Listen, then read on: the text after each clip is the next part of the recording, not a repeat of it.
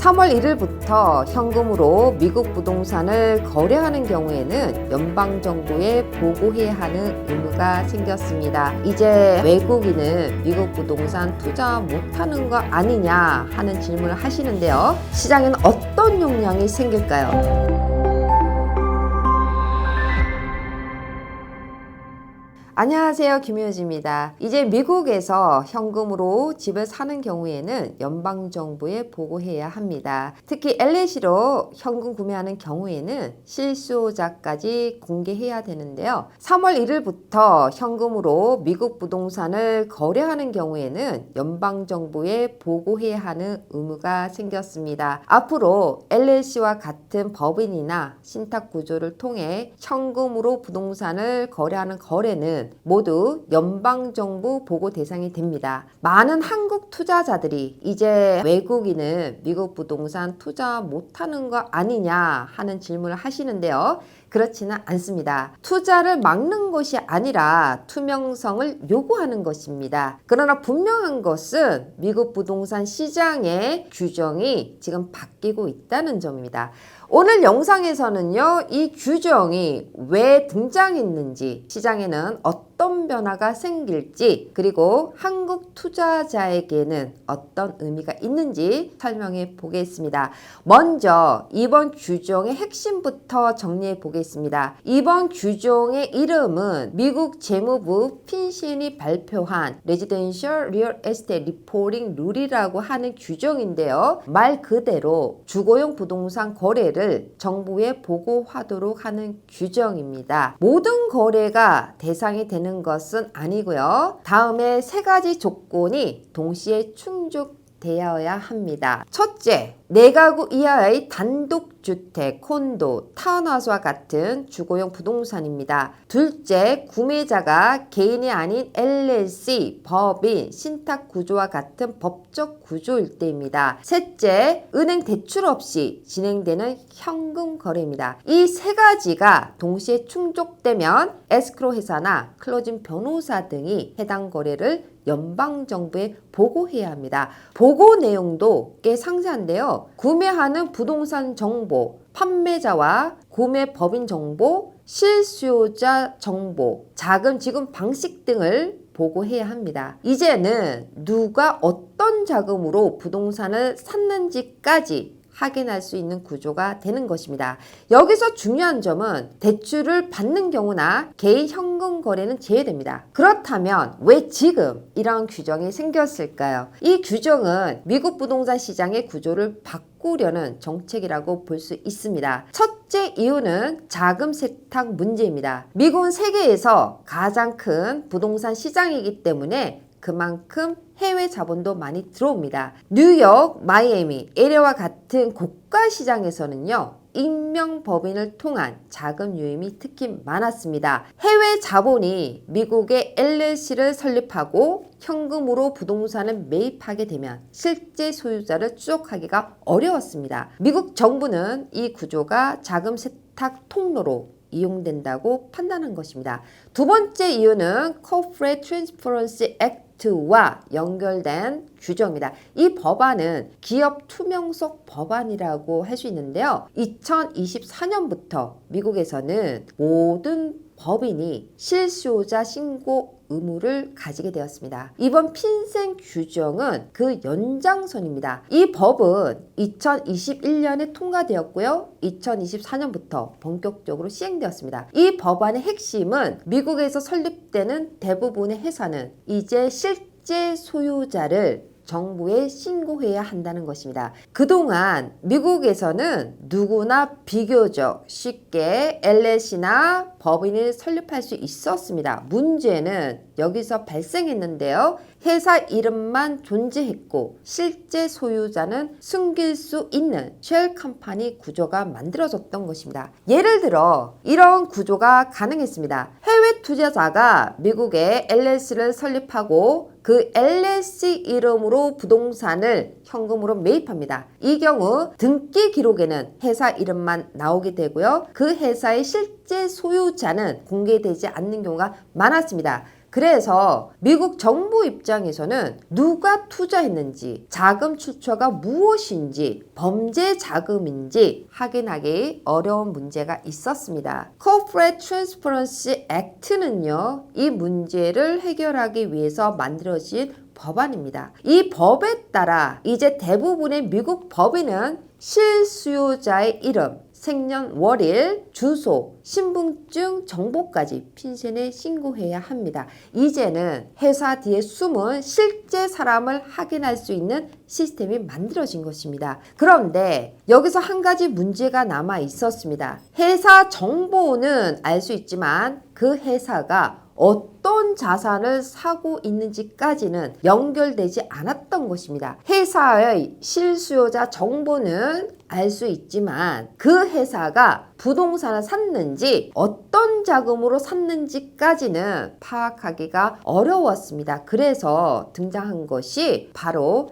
이번 핀셋 부동산 규정입니다. 이 규정으로 이젠 법인 실수요자 부동산 거래, 자금 지급 거래, 이 모든 정보가 하나의 데이터로 연결됩니다. 즉 미국 정부 입장에서는 이제 누가 어떤 회사로 어떤 돈으로 어떤 부동산을 샀는지 전체 흐름을 추적할 수 있게 되는 것입니다. 이 모든 흐름을 연결해서 돈의 흐름을 추적하겠다는 것입니다. 그래서 이번 핀셋 규정은 Corporate Transparency Act와 함께 미국 자산시장의 투명성을 크게 높이는 정책이라고 볼 수 있습니다. 셋째 이유는요, 최근 몇 년 동안 현금 구매가 크게 증가했기 때문입니다. 미국 부동산 시장에서는 현금 거래 비중이 상당히 높아졌습니다. 특히 법인 명의의 현금 거래는 가격을 왜곡시키고 투기성 자본을 끌어들이는 원인으로 지적되기도 했습니다. 이번 규정은 이런 흐름을 관리하려는 목적도 있습니다. 그렇다면 시장에는 어떤 영향이 생길까요? 먼저 단기적으로 보면 법인 명의 현금 거래가 일부 줄어들 수 있습니다. 보고 의미가 생기게 되면 익명성이 사라지기 때문입니다. 일부 투자자들은 거래를 미루거나 개인 명의로 구조를 바꿀 수 있습니다. 특히 영향이 클 수 있는 가능성이 있는 시장은 고가주택 시장입니다. 뉴욕, LA, 마이애미 같은 글로벌 시장에서는요, 법인 명의 거래 비중이 높습니다. 그래서 이런 시장에서는 단기적으로는 거래량이 감소되거나 가격이 조정될 수도 있습니다. 반면 개인 명의 현금 구매는 대부분 규제 대상이 아니기 때문에 실수요자 시장에서는 변화가 제한적일 수 있습니다. 이제 한국 투자자 입장에서 한번 생각해 보겠습니다. 한국 투자자들은 그동안 미국 부동산을 매입할 때 세금 효율성, 자산의 보호, 상속 계획 때문에 LLC 구조를 많이 사용해 왔습니다. 그러나 이번 규정으로 몇 가지 변화가 생깁니다. 첫 번째는 익명성은 사실상 소멸됩니다. LLC의 가장 큰 장점 중 하나가 개인정보 보호였는데요. 이제는 실수요자 정보가 핀셋에 보고됩니다. 두 번째는 자금 출처 증빙이 강화됩니다. 한국에서 미국으로 자금을 송금할 때 한국에서는 외국환 거래 규정이 있는데요. 여기에 미국에서도 자금 출처 확인이 강화되게 되면 양국 세무 리스크가 동시에 커질 수 있습니다.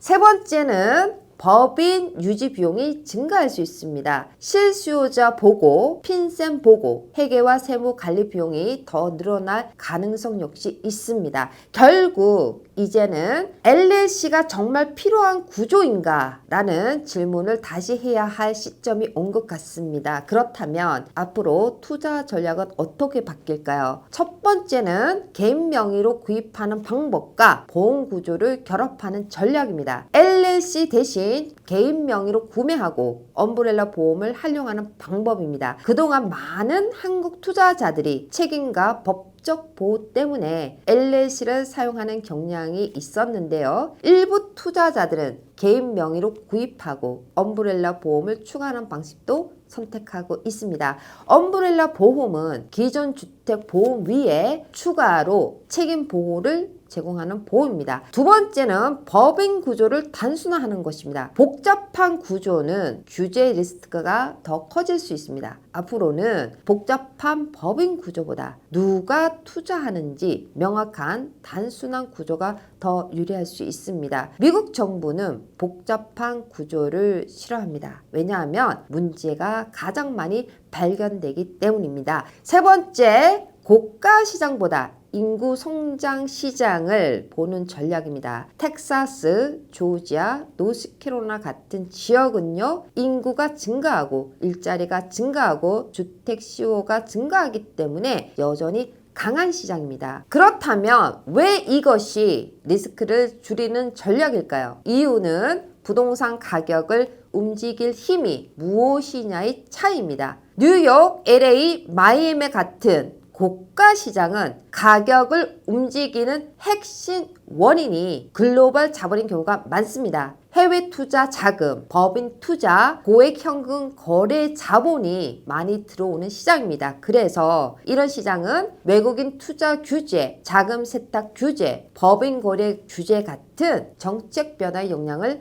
더 크게 받을 수 있습니다. 이는 궁극적으로 거래량 감소와 가격 조정에 영향을 줄 수 있게 됩니다. 반면 텍사스, 조지아, 노스캐롤라이나 같은 지역은 부동산 가격을 움직이는 핵심 요인이 글로벌 자본이 아니라 인구와 일자리가 핵심 요인입니다. 사람이 늘어나고 일자리가 늘어나면 주택의 수요가 자연스럽게 증가합니다. 그래서 이런 시장은 외국인 투자 규제, 법인 투자 규제, 금융 규제 같은 정책 변화의 영향을 상대적으로 덜 받을 수 있습니다. 요약하면 자본 중심 시장은 정책 변화에 민감한 시장이고요. 인구 성장 시장은 실수요 기반이 강한 시장입니다. 따라서 장기적으로 보면 인구가 계속 유입되는 지역이 규제 리스트와 시장 변동성을 줄이는 전략이 될 수 있습니다.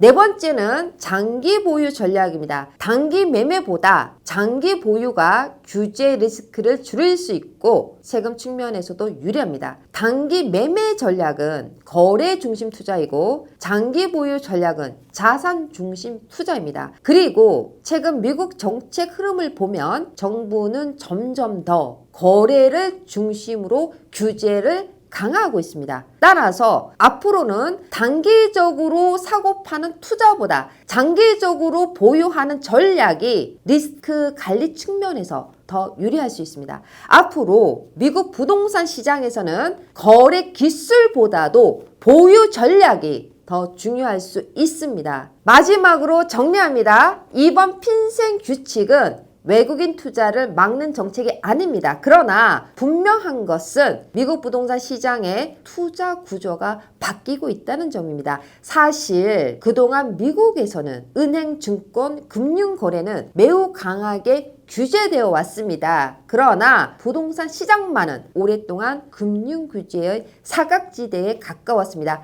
그래서 익명 법인이나 셀 컴퍼니를 통해 누가 어떤 돈으로 부동산을 샀는지 확인하기 어려운 구조가 존재해 왔습니다. 지금 미국 정부는 바로 이 사각지대를 정리하는 단계에 들어간 것입니다. 이제 미국에서는 누가 투자하는지, 어떤 자금으로 투자하는지, 그 자금이 어디에서 왔는지 점점 더 투명하게 드러나는 구조가 만들어지고 있습니다. 결국 앞으로의 미국 부동산 시장은 투명한 자본의 시대로 이동했다고 볼 수 있습니다. 여러분은 이번 핀셋 규정이 미국 부동산 시장에 어떤 영향을 줄 것이라고 보십니까? 댓글로 의견을 남겨주시면 감사하겠습니다. 그리고 구독과 좋아요 부탁드립니다. 감사합니다. 미국 부동산 전문가 김효지 대표의 5번째 도서 금리의 시대가 끝나고 구조의 시대가 열린다. 미국 부동산 트렌드 2026